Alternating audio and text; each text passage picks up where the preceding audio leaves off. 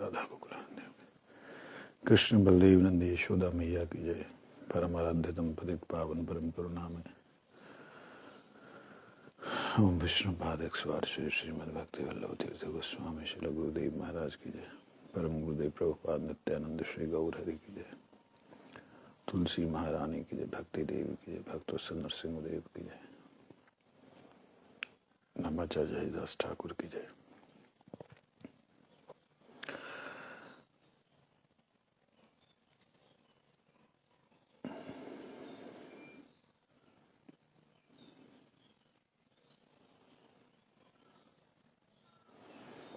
गुरुवे गौरचंद्राय श्री राधिकाय तदालय कृष्णाय कृष्ण भक्ताय तद्भक्ताय नमो नमः।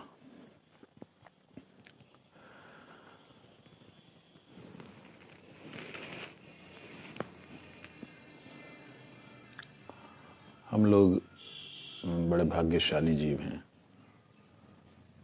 कि जिनके समय में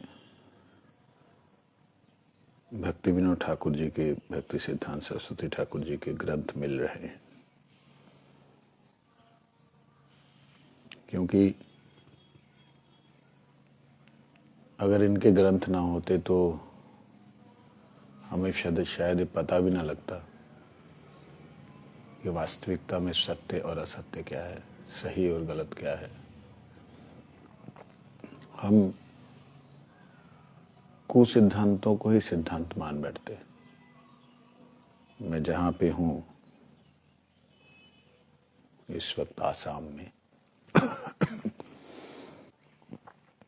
बंगाल में देखें, आसाम में देखें, पंजाब में देखें, सब जगह ऐसे मत बहुत सारे हैं जो कि भगवान को मानते ही नहीं है। मानते हैं इस दृष्टि से कि गुरु ही भगवान है, गुरु ही भगवान है। और गुरु भगवान मतलब ब्रह्म का साकार रूप है। और जो भी ब्रह्म का साकार रूप होता है उसका नाम जो भी हो वो भगवान है। अगर हमें ये सिद्धांत ना मिले होते तो हम उनसे तर्क करने लायक भी नहीं थे। कल ही चर्चा हो रही थी कि एक मत ऐसा है जो कहता है हाथ के ऊपर हाथ के नीचे क्या है। बोले कुछ नहीं। कहते कुछ नहीं, मतलब निरंकार, आकार नहीं है। और हाथ के बीच में क्या है? कुछ नहीं, निरंकार। लेकिन क्या दिखता है? वो बोलेगा कुछ नहीं। बोले नहीं, इसके बीच में जैसे गोलाकार है। तो ये जो गोलाकार है, ये गोलाकार कब तक है? जब तक कि ऊपर का हाथ है, जो साइडों का हाथ है, तभी तक ये गोलाकार है। ऊपर का हाथ हट गया तो ऊपर क्या? निरंकार। नीचे हट गया, नीचे क्या? निरंकार। कहते ये पृथ्वी, ये चंद्र, ये सूरज जिसने बनाए हैं वो निरंकार है। तो ऐसे ऐसे मत है।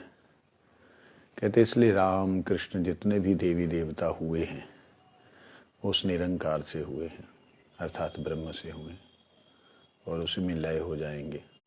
इस प्रकार से जो लोग कुमत चलाए हुए हैं उन्हें समझाने के लिए हमारे पास शायद ऐसे शब्द ना होते या ऐसे सिद्धांत ना होते अगर भक्ति विनोद ठाकुर जी ने हमें जैव धर्म इत्यादि ना दिया होता। आइए आगे का पाठ करें। प्रश्न किया विजय कुमार ने, नामाभास करने वाले मनुष्य को क्या करना चाहिए जिससे उसका नामाभास शुद्ध नाम हो सके? आप लोगों ने कल तक सुना था, जब नामाभास और नामापराध में देखा जाए तो भेद होने पर भी भेद नहीं है, फिर नामाभास नामापराध क्यों हो जाएगा? बाबा जी ने बोला था, एक मिनट, शुद्ध नाम ना होने पर नामाभास कहते, वे नामाभास किसी अवस्था में नाम, अच्छा ये तो हो चुका है।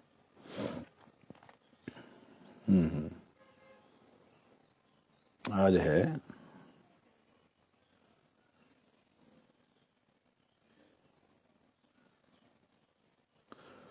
सांकेत्य नामाभास किसे कहते हैं। बाबा जी महाराज कहते हैं, अन्य वस्तु को लक्ष्य कर भगवान का जो नाम उच्चारित होता है उसे सांकेत्य नामाभास कहते हैं। जैसे अजामिल मरने के समय वे पुत्र नारायण को पुकारा था।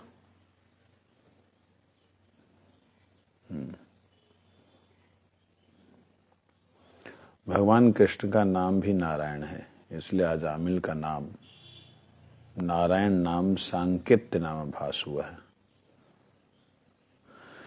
मलिच्छ लोग शूकर को देख करके हा राम कहते हैं, हा राम कहकर घृणा प्रकाश करते हैं। आराम शब्द में हा राम दो शब्द हैं, अतएव हा राम शब्द कहने से उच्चारणकारी भी सांकेत्य नामाभास को ग्रहण करने के फलस्वरूप जन्म मृत्यु रूप चक्कर से छुटकारा पा लेते हैं। नामाभास से मुक्ति होती है, इसे समस्त शास्त्र स्वीकार करते हैं।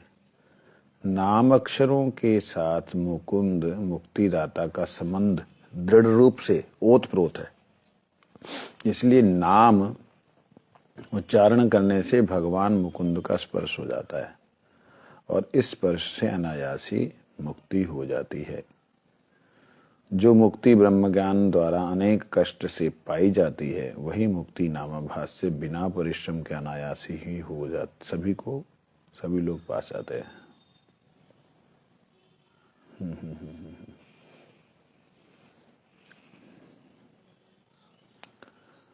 बाबा जी महाराज कहते हैं कि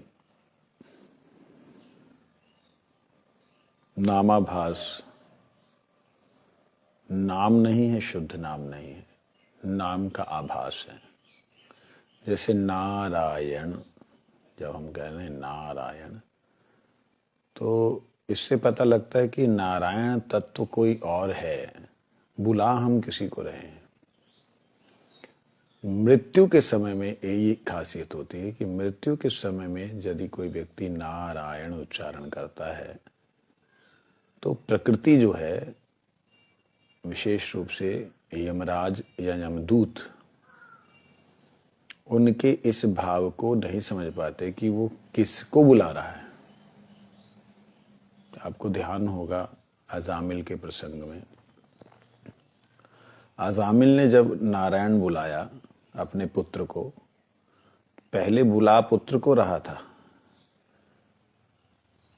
बुलाते बुलाते नहीं, जब वो पुत्र आया, मृत्यु आ गई, 3 यमदूत आ गए, उन्हें देख करके उसको ध्यान नारायण का चला गया। अचानक से ध्यान नारायण का, जैसे ही ध्यान गया नारायण की तरफ, तुरंत 4 विष्णुदूत आ गए। तो ये संकेत, ध्यान उधर था लेकिन उसका ध्यान उधर रहने से भी संकेत उधर हो गया, तो इसको संकेत नामाभास कहते हैं। ये बात समझनी पड़ेगी। संकेत नामाभास। इसके अलावा, संकेत नामाभास के अलावा भी जीव की मुक्ति हो सकती है, हो जाती है। कैसे हो सकती है और हो जाती है? जब नारायण नाम उच्चारण हुआ तब यमदूतों का और विष्णुदूतों का वार्तालाप हुआ। विष्णुदूतों ने कहा कि तुमने देखा नहीं इसने नारायण नाम उच्चारण किया, सुना नहीं तुम लोगों ने? कहते ठीक है, किया तो किया, लेकिन जन्म भर पाप किए तो उनका क्या होगा? कहते वो तो अंत समय में स्मरण किया इसलिए खत्म हो गए, तो पुण्य आत्मा बन गया। तो पुण्य आत्मा बनने से तो उसको मुक्ति मिल जानी चाहिए थी, नहीं, पुण्य आत्मा बनने से मुक्ति नहीं मिली, उसको मौका मिला भजन करने का, भक्त बनने का। तो याद रहे, मुक्ति पापों से मिलती है अंत समय में जिसके मुख से नाम निकलता है। उसको मुक्ति तभी मिल सकती है कि नामाभास से उसको पापों से छुटकारा मिलने पर, पापों से मुक्ति मिलने पर उसको मौका दिया जाता है शुद्ध नाम करने का। तो वो शुद्ध नाम को जब करता है तब उसको भगवान की भक्ति प्राप्त हो जाती है। तो पापों से मुक्ति होने से जीव एक प्रकार से ब्रह्म की अवस्था प्राप्त कर लेता है, परंतु भक्ति प्राप्त करने के लिए उसे पुनः और साधन करना पड़ता है, शुद्ध नाम लेना पड़ता है। यहाँ अजामिल के प्रसंग में हमें मालूम पड़ता है कि यमदूतों और उसके बाद यमराज के पास जब वो लोग गए, यमदूत लोग, कि प्रभु आज ऐसी ऐसी नई बीमारी देखी। क्या देखा? क्या बोले प्रभु? हमने तो उसको बड़े अच्छी तरह बांध लिया, अचानक से वो लोगों ने आया, उन्होंने उनको आते ही उन्होंने छुड़ा दिया और ऐसी ऐसी बातें बोली उन्होंने। कहते ओहो, तुम्हें हमने बताया नहीं, भगवान का नाम जिसके मुख से अंतिम समय में निकले वहां तुम्हारा अधिकार नहीं है, उसको नहीं पकड़ना। ये नियम बना दिया गया है। मैं तो अगर कहूं स्वर्ण अक्षरों में जो है, जो डिपार्टमेंट है ना धर्म राज्य का, उस डिपार्टमेंट में लिखा दिया गया, अंतिम समय में जो भी व्यक्ति भगवान नाम उच्चारण करेगा उसको तुम्हारा अधिकार नहीं है पकड़ने का। अब ये यमदूतों के तो अंतर्यामी है नहीं कि इसने क्या सोच करके नाम लिया भगवान जी का। वो हराम बोल रहा है, पीछे और भी बोलना चाह रहा था ज्यादा, तो लेकिन वो हराम बोलते ही निकल गया उसका प्राण। तो अब ये यमदूत क्या करेंगे? यमदूतों ने हा राम, ओहो ये तो हा राम कह दिया इसने, भगवान को बड़े प्यार से बुलाया, हा गोविंद, हा गोपीनाथ, हा राम, ये तो हा राम ऐसे बुला लिया, अरे इसका तो काम हो गया। वो अपने से मुक्त कर देंगे। यमराज जी के बंधन से मुक्त हो गया, किधर जाएगा अब?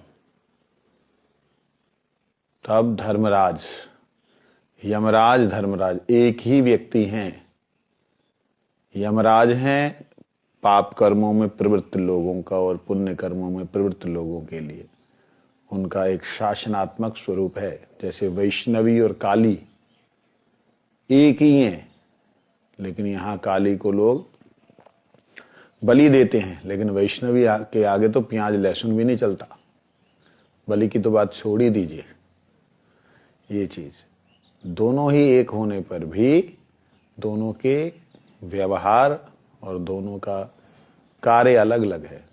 ऐसे धर्मराज भगवान के वैष्णवों के अग्रगण्य गिने गए हैं। तब उनको मौका मिलता है धर्मराज की सभा में जाने का।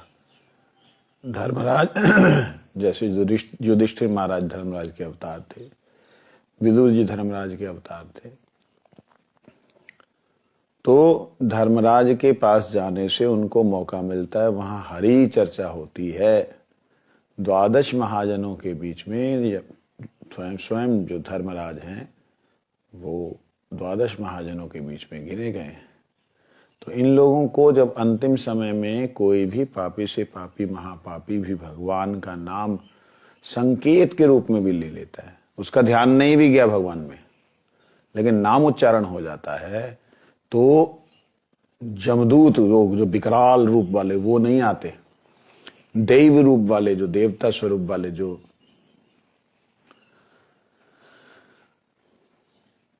धर्मराज के दूत हैं, धर्मदूत, वो लोग आते हैं और आकर के जैसे इसको नरकों की गति में से लेके जाते महापापी को, वैसे नहीं लेके जाते, इसको सीधा लेके जाते हैं प्रभु के पास और उनको दिखाते हुए लाते, देखो ये वो है, ये वो है।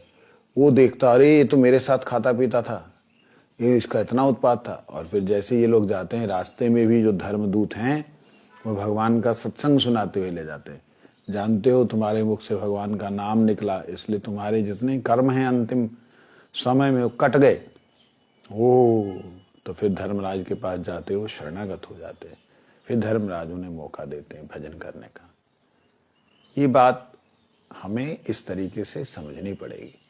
इसलिए अंतिम समय में अगर किसी भी पापी से महापापी का भी भगवान नाम निकल जाता है तो उसके उस जन्म के पाप, और अगर वही नाम प्रभु की तरफ संकेत करता है तो उसके अनंत जन्मों के पाप खत्म हो जाते हैं, संचित सारे खत्म हो जाते हैं। तो उस व्यक्ति को मुक्ति का साधन बन जाता है, अर्थात मुक्ति प्राप्त हो जाती है। ये बात शास्त्रों में बहुत जगह पे आई है।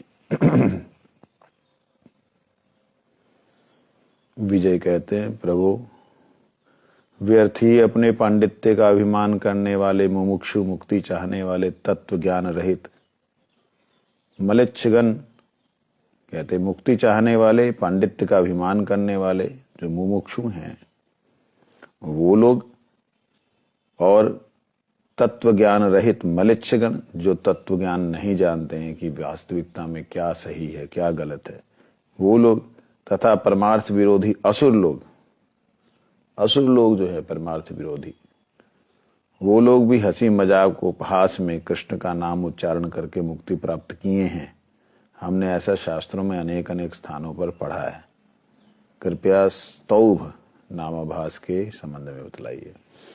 देखिए यहाँ कह रहे हैं कि हमने ऐसा पढ़ा है, जो आपने कहा वो हमने सुना है कि इस प्रकार से जो पापी है उसका निस्तार होता है, निस्तार हुआ है।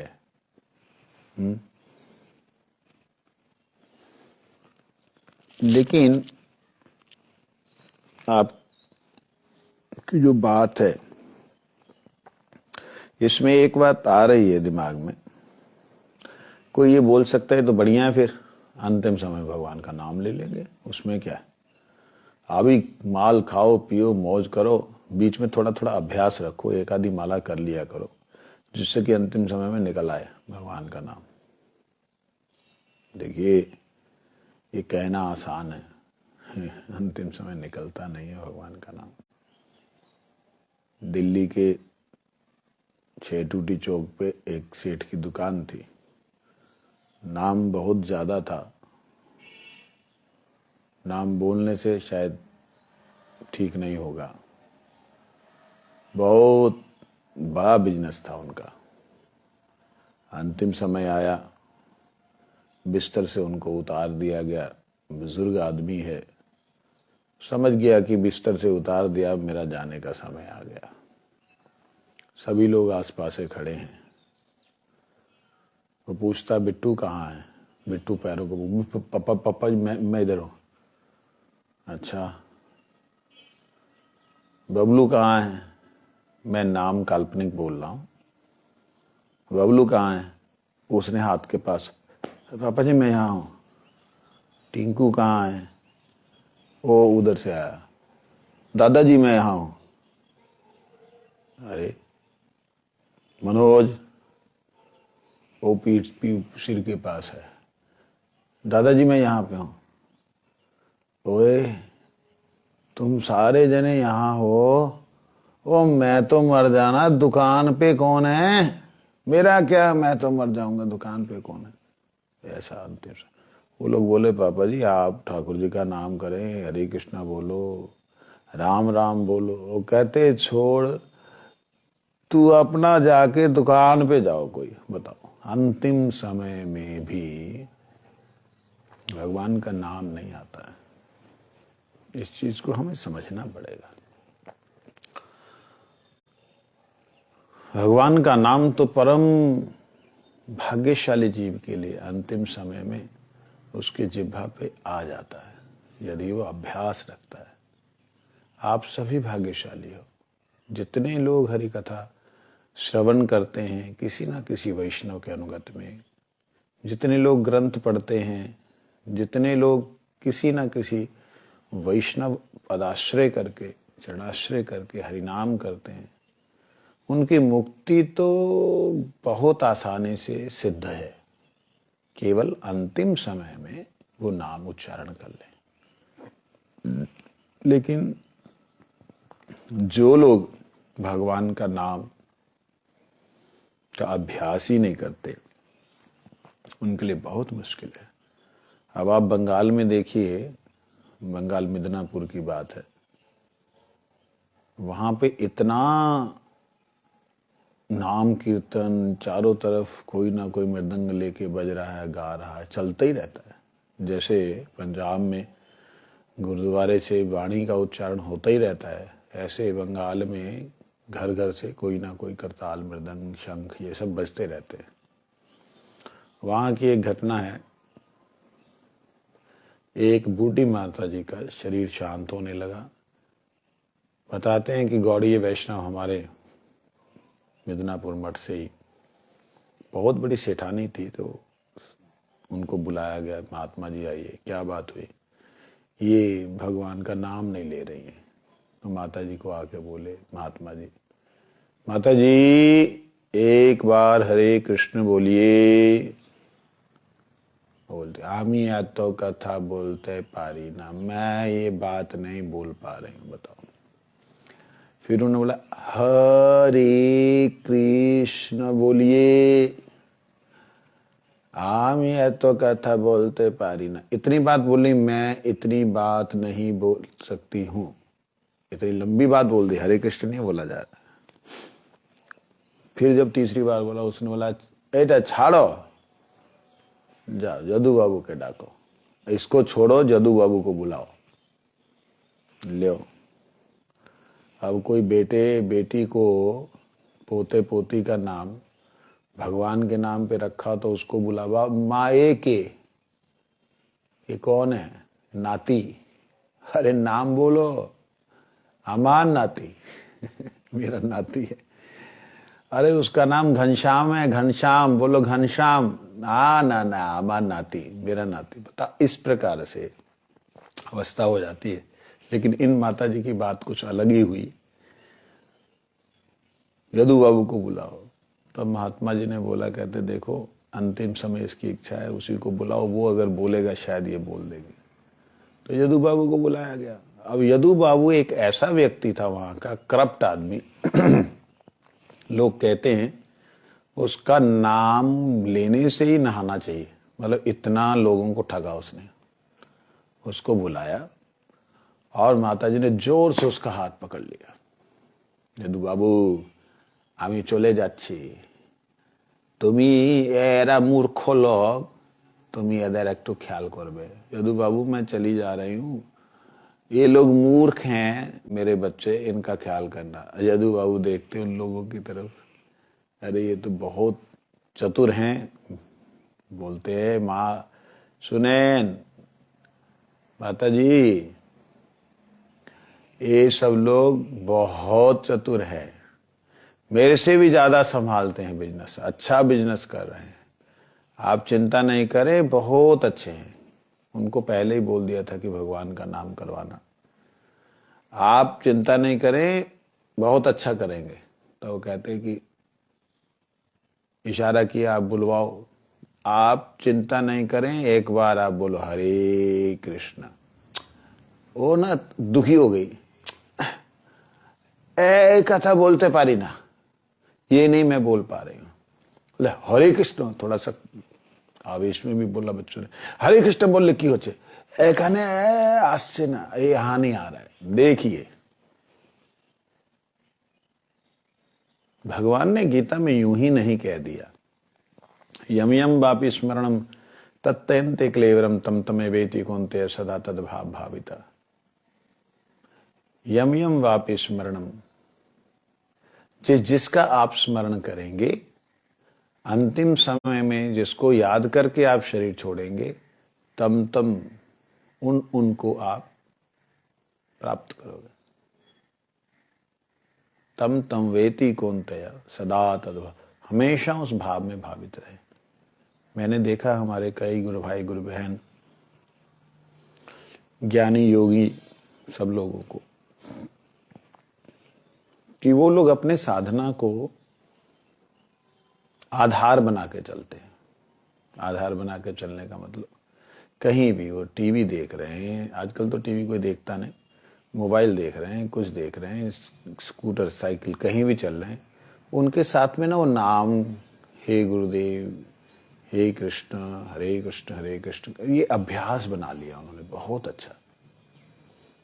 ऐसे लोगों के लिए जो यमराज के यमदूत है ना, वो हाथ जोड़ देते हैं,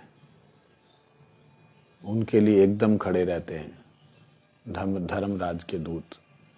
और धर्मराज उनका स्वयं निर्णय करते हैं सत्संग सुनाते हुए कि आहो भाग्यशाली हैं आप लोग कि आपको जो है भगवान के नाम के कारण आज यहाँ आना पड़ा।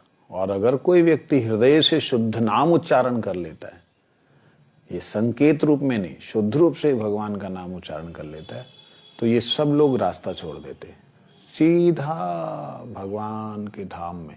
मतलब कोई भी और साधन की जरूरत नहीं पड़ती, सीधा भगवत धाम में उसको प्रवेश मिल जाता है और रास्ते खुलते चले जाते हैं। देवी धाम खुल जाता है, देव धाम खुल जाता है, ब्रह्म धाम खुल जाता है, पर व्योम खुल जाता है, सीधा भगवत धाम की तरफ वो लोग चले जाते हैं। उस वक्त उनको कोई नहीं रोकता जब शुद्ध नाम होता है। शुद्ध नाम का मतलब क्या है?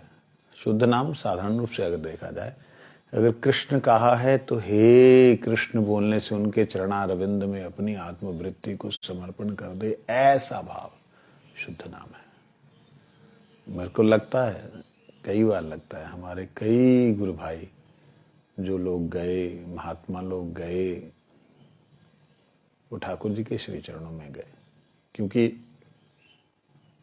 अंतिम समय में एकदम उनकी आंखें चढ़ी हुई और मस्तक एकदम ब्राइट हो रखा, चेहरे पे दिव्य मुस्कान।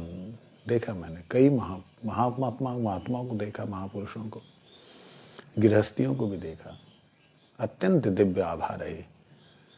तो मेरा कहने का अभिप्राय यह है कि हम लोग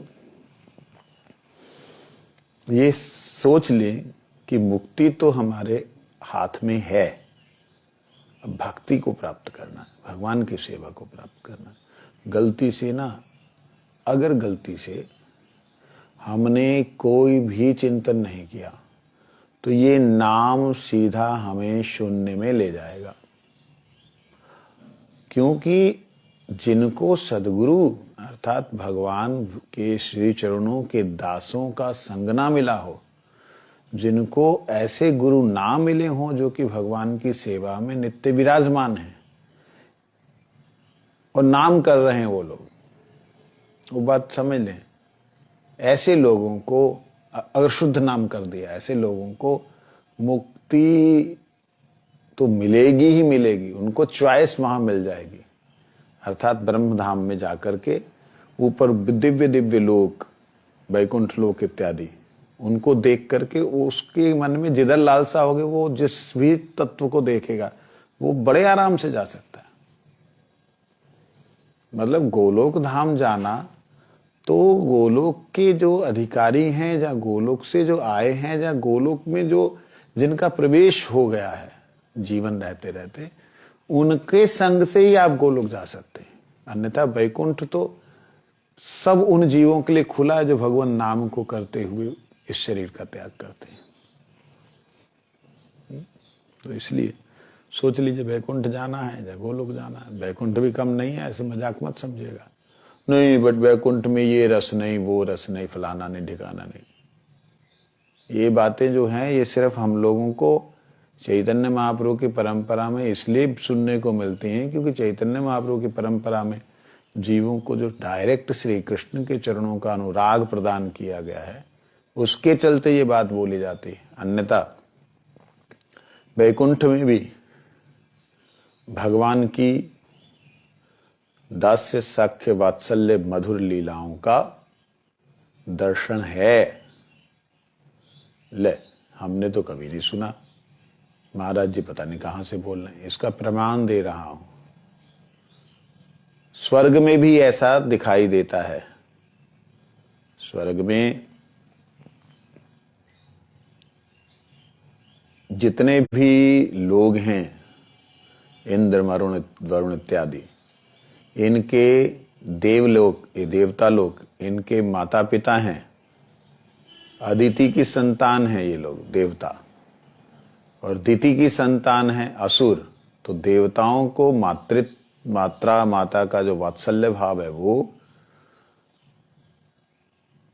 कश्यप ऋषि का पिता का पितृत्व भाव वो उन्हें प्राप्त है, वहां भी गुरु होते हैं।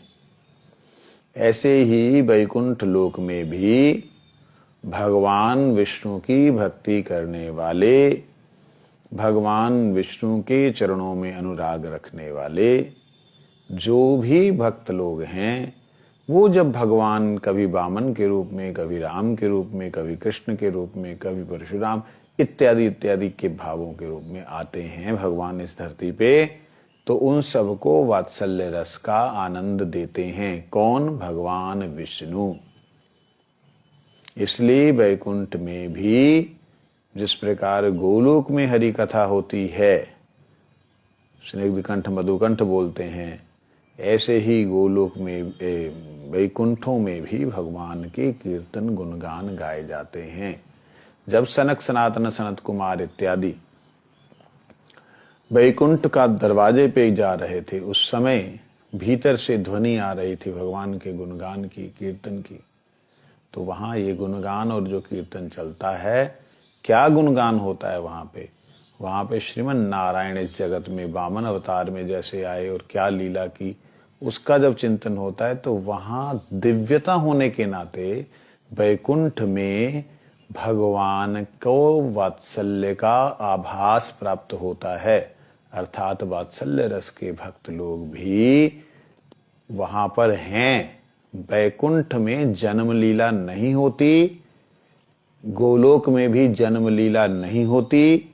वो लीला शब्द जब प्रयोग किया जाता है तो उसके लिए एक स्टेज होती है। स्टेज का मतलब प्लेटफॉर्म। तो वो प्लेटफॉर्म है भूलोक।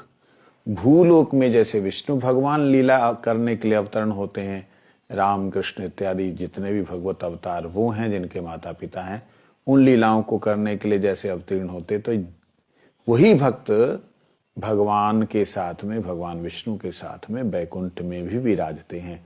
उनका भाव वो नित्य रहता है। केवल एक ही कमी रहती है, वह माधुर्यता।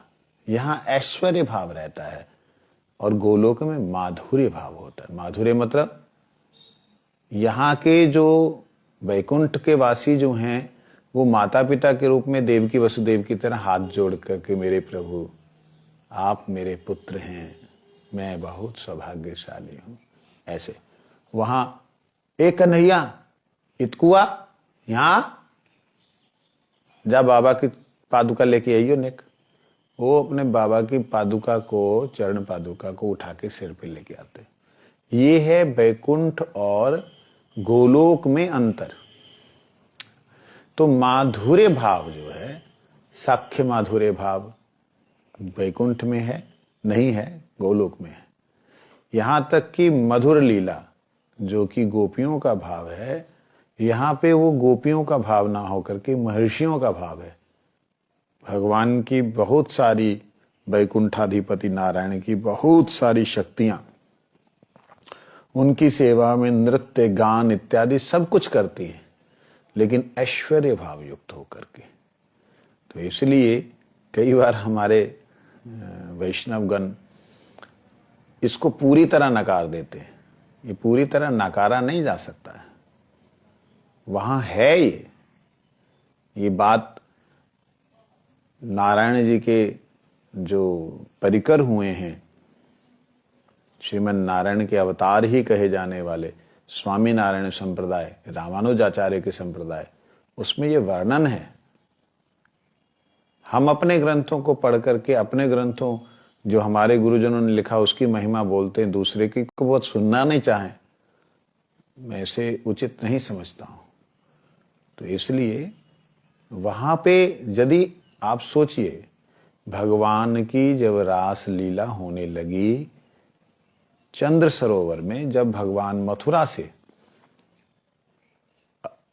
अपरिलक्ष्य रूप से, किसी को मालूम ना पड़े मथुरा में भी एक रूप है, अपरिलक्ष्य रूप से जब गोवर्धन में आकर के गोपियों से मिले, उस समय सभी गोपियां, प्रौढ़ अवस्था की, छोटी बड़ी सभी तरह की गोपियां, वो सभी गोपियां आकर के भगवान के साथ में महारास करती हैं। और उस महारास के समय में भगवान ने सबके साथ दिव्य नृत्य किया, मधुर नृत्य किया। लेकिन भागवत वक्ता सुखदेव जी वर्णन क्या कर रहे हैं उसको थोड़ा ध्यान से समझने और सुनने की बात है। वो वर्णन करते हैं जिस प्रकार से इंद्र अपने, शब्द ध्यान दीजिएगा, इंद्र अपने स्वर्ग में अप्सराओं के साथ नृत्य करते हैं, सैकड़ों हजारों अप्सराओं के साथ आनंद मनाते हैं, उसी प्रकार कृष्ण भी यहाँ पर गोपियों के साथ रमन कर रहे हैं, नृत्य कर रहे हैं। अब देखिए उदाहरण क्या दिया कृष्ण की लीला में, उदाहरण इंद्र का दिया। क्या तुच्छ उदाहरण दिया जाता है? क्या सुखदेव जी ने बहुत बड़ी गलती नहीं की?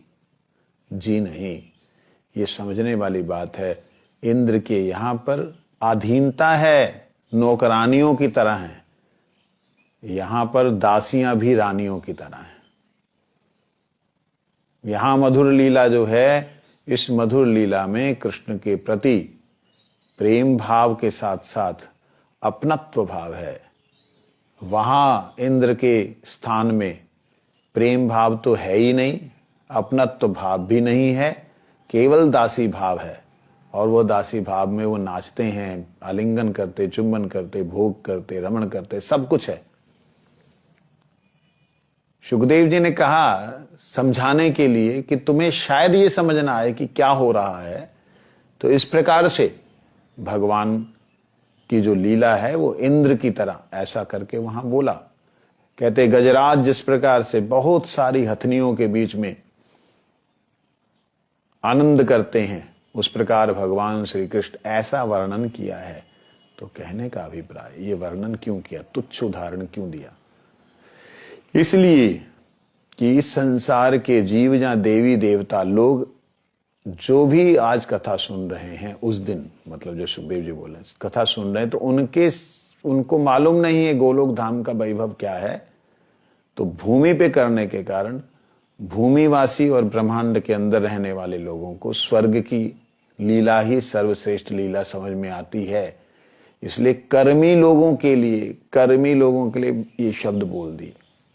उसके बाद सुखदेव जी ने बोला भगवान की लीला अप्राकृत है, इस संसार में इसका कोई भी सानी या कोई भी इसका उदाहरण नहीं है, अप्राकृत है, दिव्य है। भगवान ने जितनी गोपियां उतने रूप बनाए, जो कि कहीं भी संभव नहीं है, किसी भी लोक में संभव नहीं है। तो इस प्रकार से भगवान की लीला का वर्णन करते समय जहां पर वो बोल रहे हैं इंद्र की बात को, उससे पता लगता है कि इंद्र में के यहाँ भी नृत्य कला ये सब कुछ देखा जाता है और होता है। वैकुंठ में भी इस अनंत लक्ष्मीगण भगवान की जो सेवा करते संभ्रम हो करके, तो वो लक्ष्मीगण का मतलब है जितने भी भक्त भगवान की सेवा भगवान के अधीन दासी के रूप में करना चाहते हैं, उनके साथ भगवान विष्णु भी नृत्य करते हैं। परंतु कमी फिर क्या है, विशेषता क्या है, इस बात को थोड़ा समझना चाहिए। कमी ये है कि भगवान विष्णु चाह करके भी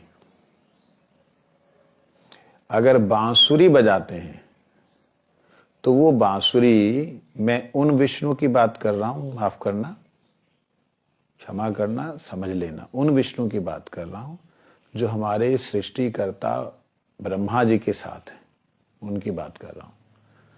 वैकुंठों में भी बहुत सारे वैकुंठ हैं, अलग अलग वैकुंठ हैं, उनकी बात नहीं कर रहा। तो ये वैकुंठाधिपति जो विष्णु हैं, जो कि कृष्ण लीला का अभिनय करने के लिए संसार में भी आते हैं, 999 बार, एक बार गोलोकपति श्री कृष्ण आते, वो विष्णु जो हैं, वो विष्णु बंसुरी भी बजाते हैं, वो विष्णु कृष्ण की तरह माखन चोरी इत्यादि भी करते हैं, कंस को भी मारते हैं, बहुत लीलाएं होती हैं भैया, लेकिन कृष्ण की तरह जो वेणु बजाना है वो उनका वो नहीं हो पाता जो भगवान श्री कृष्ण बजाते हैं। यही अंतर है सिर्फ।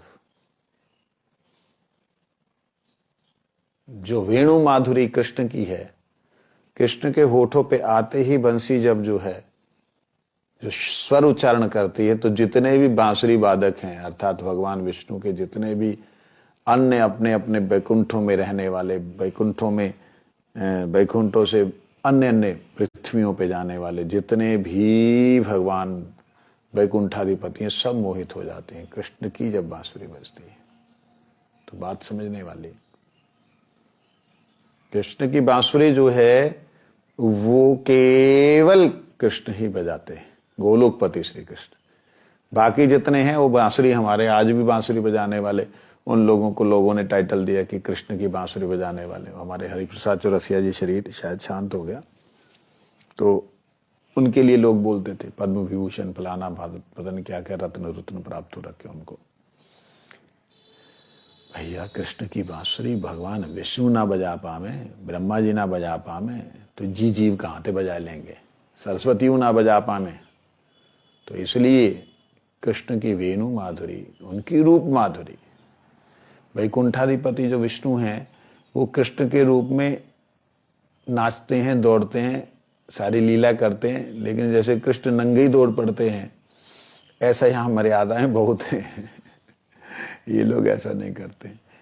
तो वैकुंठाधिपति जो हैं वो बाल गोपाल के रूप में भी वहाँ के जो वसुदेव देवकी वाले जो नंद यशोदा जैसे भाव वाले जो जीव हैं, वो जब आकर्षित होते हैं तो उनके अंदर वो वात्सल्य में भी थोड़ा ऐश्वर्य रहता है।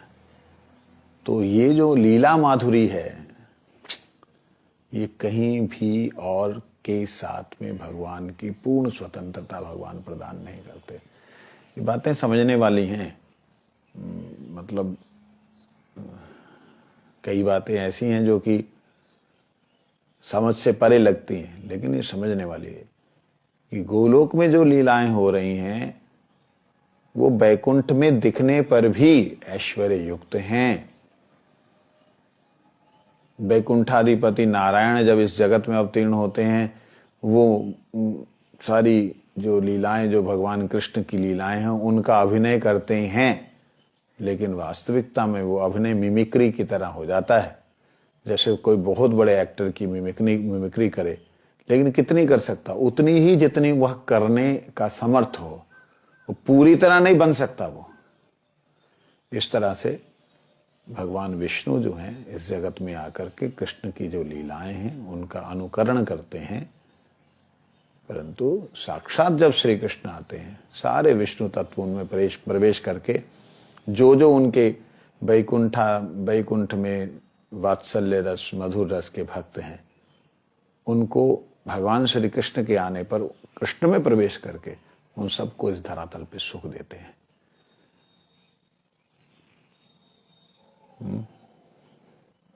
ये बात है।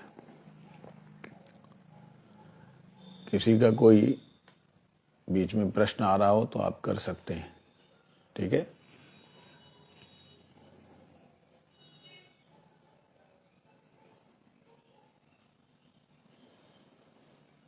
प्रभु तो व्यर्थ ही जो है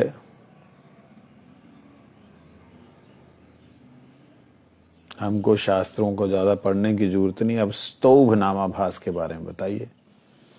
बाबा जी महाराज बोले, दूसरों को कृष्ण नाम करने में बाधा देते समय असम्मान पूर्वक नाम का उच्चारण होता है, उसे स्तोभ कहते हैं।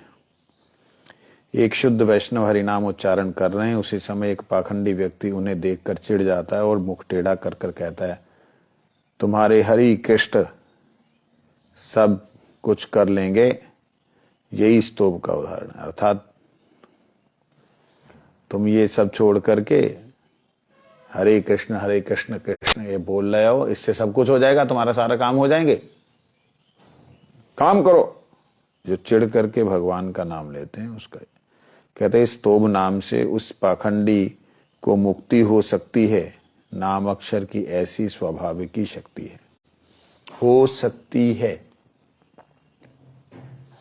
अंतिम समय में मान लो वो जो भक्त लोग हैं हरे कृष्णा कृष्ण कृष्ण हरे हरे बोलकर जा रहे हैं और इसको आगे देख हरे कृष्ण ये लोग क्या कर रहे हैं, नाटक कर रहे हैं, करते करते प्राण छूट जाए। जैसे ही प्राण छूटेंगे अब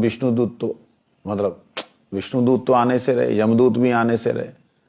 अब धर्मदूत के पास जाते जाते ये लोग उसको कहेंगे भैया देखो तुमने ये बहुत बड़ा काम कर दिया, इस जन्म के तो तुम्हारे पाप जो है हमको समझ ही नहीं आ रहे, दिख ही ना रहे, क्यों तुमने जला दिए, कहाँ जलाए मैंने, कौन से पाप जला दिए मैंने, कौन से पाप किए। उनको फिर सारी रास्ते भर में कथा सुनाते सुनाते श्री धर्मराज जी महाराज के पास ले जाते, फिर वो हरि कथा सुनाते हैं, उनको फिर मौका देते हैं संसार में आने का। परंतु ये जो स्तोभ वाले लोग हैं जिन्होंने निंदा के कर के रूप में किया, इनको डायरेक्ट मुक्ति नहीं मिलती है, क्योंकि स्तोभ में निंदा के रूप में वो लोगों ने किया। समझे नहीं ये बात है। इसलिए हेलया, कल को हम श्रवण करेंगे हेला के बारे में। पतित पावन परम करुणा में श्री गुरुदेव महाराज की जय हो। किसी का कोई जिज्ञासा प्रश्न हो तो कर सकता है। अभी तो हम आसाम में हैं, यहाँ पे 2 दिन और हैं, आज और कल, परसों फिर हम चले जाएंगे एक और आसाम क्षेत्र में, नलवाड़ी में, वहाँ भी बांग्ला भाषा में ही होगा। तो इसलिए आप सब लोग से निवेदन है कि आप सब लोग कुछ हो या ना हो गुरुदेव का स्मरण करते हुए हरिनाम करें। भगवान का दर्शन नहीं हुआ है, लेकिन गुरुदेव तो भगवान के प्रतिबिंब स्वरूप हैं, उनका दर्शन तो हुआ है। उनके चरणों में बैठ करके एक छोटे से भंवरे की तरह उनके चरण कमलों में मकरंद को ढूंढें, जो मकरंद भक्ति स्वरूप है। भक्ति की रस धारा जो है वो मकरंद के स्वरूप में उनके चरणों में है। छोटा सा भंवरा बन करके गूं करके हुए, गूं मतलब हरे कृष्ण कृष्ण कृष्ण हरे हरे, हरे राम राम राम हरे हरे, हरे कृष्ण हरे राम यूं करते हुए उनके चरणों में, उनके अंगूठों में, उनकी उंगलियों में उसका ध्यान करें। सच कहता हूँ, कई बार भजन की वह बातें निकल जाती हैं, जो बातें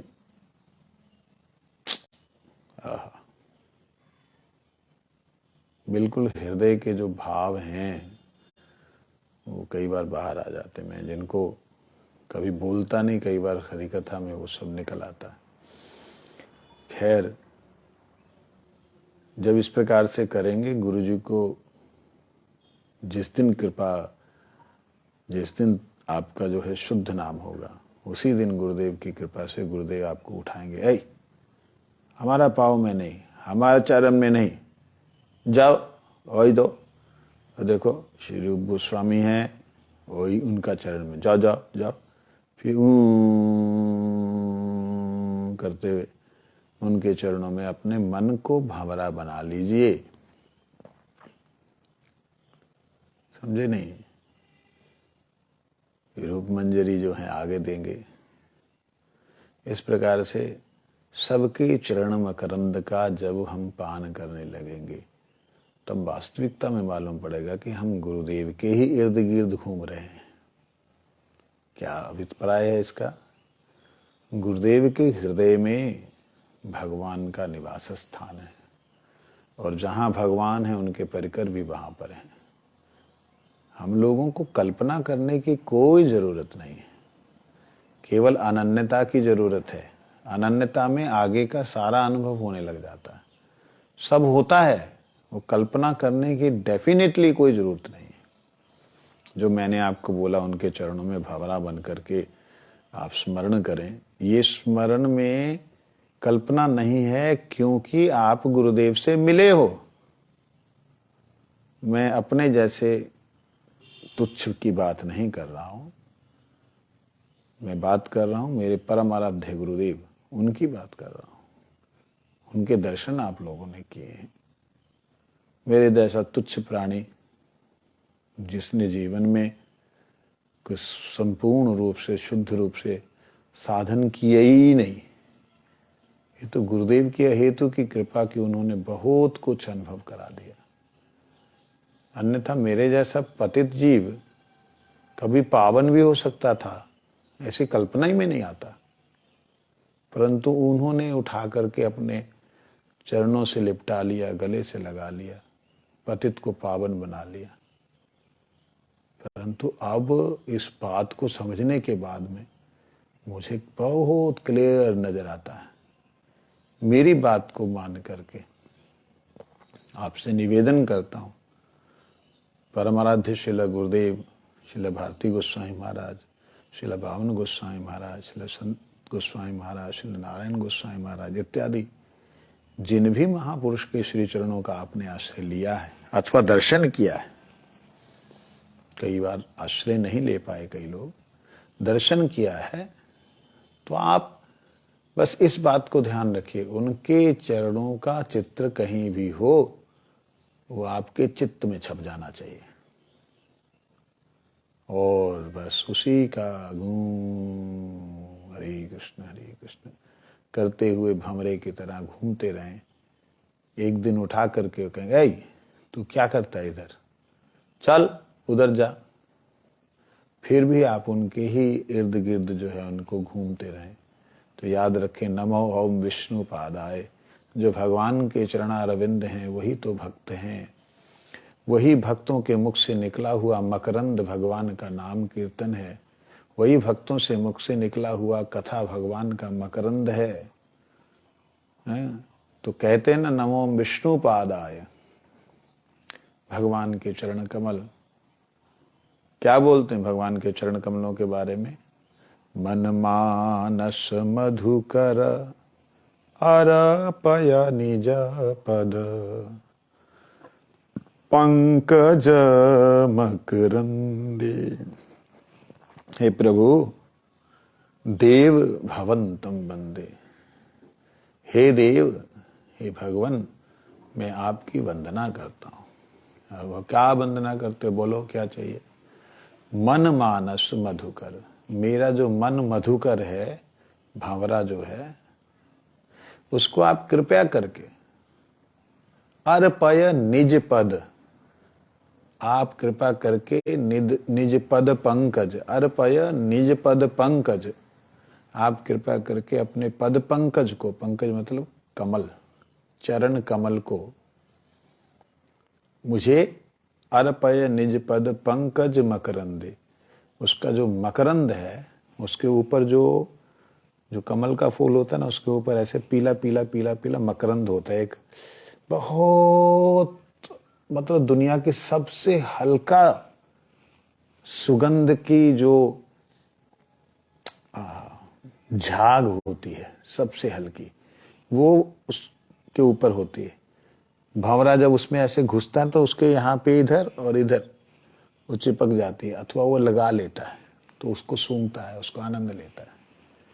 तो वह मकरंद की तरह जब आप एकदम गुरुदेव के इर्द गिर्द घूम रहे हैं और वो कहते हैं, तो हटो यहां से, उधर जाओ, थोड़ा सा फिर दूर जा करके फिर उनके ही साथ में युक्त हो रहे हैं, तो एक दिन उठा करके वो आपको हृदय के धन को प्रदान कर देंगे। ये ज्यादा कठिन नहीं है, इससे सरल कोई उपाय हो भी नहीं सकता है। बस ध्यान ये रखना, हम उनके साथ चिपट के रहना चाहें, जहां हम उनके पास ही रहना चाहें, ये उचित नहीं है। वो अपनी लीलाओं में, अपनी सेवाओं में जैसा वो आनंद से रहना चाहे रहें, परंतु आपका स्मरण जो है वो योग माया देखेगी। वो आपके स्मरण के अनुसार आपके ऊपर कृपा करेगी और आपको साधन करते करते करते करते भगवान के श्री चरण कमल, गुरुदेव के नित्य स्वरूप में आपको दर्शन कराएगी। ये बात जो है क्यों निकल के आई है मुझे नहीं मालूम। मैं तो वंशा कर ही दिया, समाप्त कर दिया था, परंतु ये बात जो मैंने कभी बोली नहीं, बोलना चाहता नहीं था, छुपा के रखा था, ना जाने किसी भक्त के अंदर की कोई चाहत होगी जिसके कारण से ये निकली है। तो जो हो, वंशा कल्पतरुष कृपा सिंधु पतितानां पावनं वैष्णवभ्यो नमो नमः। कल हम श्रवण करेंगे हेला नामाभास के बारे में। हरिहराय नाम